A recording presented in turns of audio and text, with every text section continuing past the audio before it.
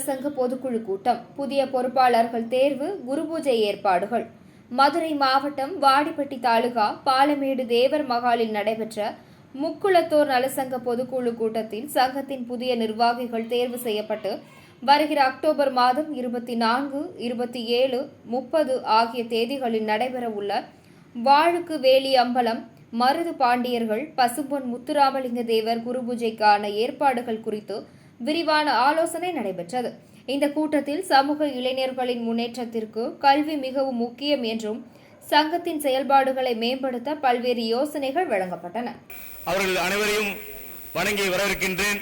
இங்க இருக்கக்கூடிய நம்ம உறவினர்கள், பெரியவர்கள் எல்லாருமே உங்க ஊர் பக்கத்து ஊர்ல இருக்கக்கூடியவங்க, பக்கத்து தெருவில் இருக்கக்கூடிய, பக்கத்து மாவட்டத்தில் இருக்கவங்க இந்த விஷயங்களை பேசுங்க, அவங்களுக்கு புரிய வைங்க, அவங்களை இந்த இயக்கத்தில் உள்ள முயற்சி பண்ணிக்கங்க. இது அறிவார்ந்த ஒரு சங்கமாக முன்னெடுக்கும் என்று நான் நினைக்கின்றேன்.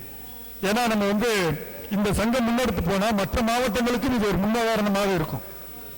அடுத்து நம்ம கல்வி மையம் சார்ந்து நம்ம சொல்லணும் அப்படின்னா, இந்த நம்மளுடைய பெரிய பின்னடைவு என்ன அப்படின்னா, நிறைய மாணவர்கள் படிக்கிறாங்க, காலேஜ் வரைக்கும் படிக்க வைக்கிறாங்க, அதுக்கப்புறம் வேலை வாய்ப்புக்கு போவதற்கு அப்படின்னு போட்டித் தேர்வுன்னு ஒன்று இருக்கு. மத்திய அரசு பணி, மாநில அரசு பணி, பேங்கிங், நிறைய எஸ்எஸ்சி, இந்த மாதிரி நிறைய தேர்வுகள் இருக்கிறது. படித்து முடித்த உடனே ஒரு ஓராண்டுகள் காலேஜ் படிக்கிற வரைக்கும் 15 வருஷம் நம்ம படிக்க வைக்கிறோம்.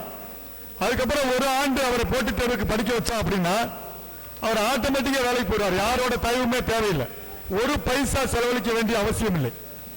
அவருடைய திறமையை வளர்த்து அவர் வேலைக்கு போறாரு.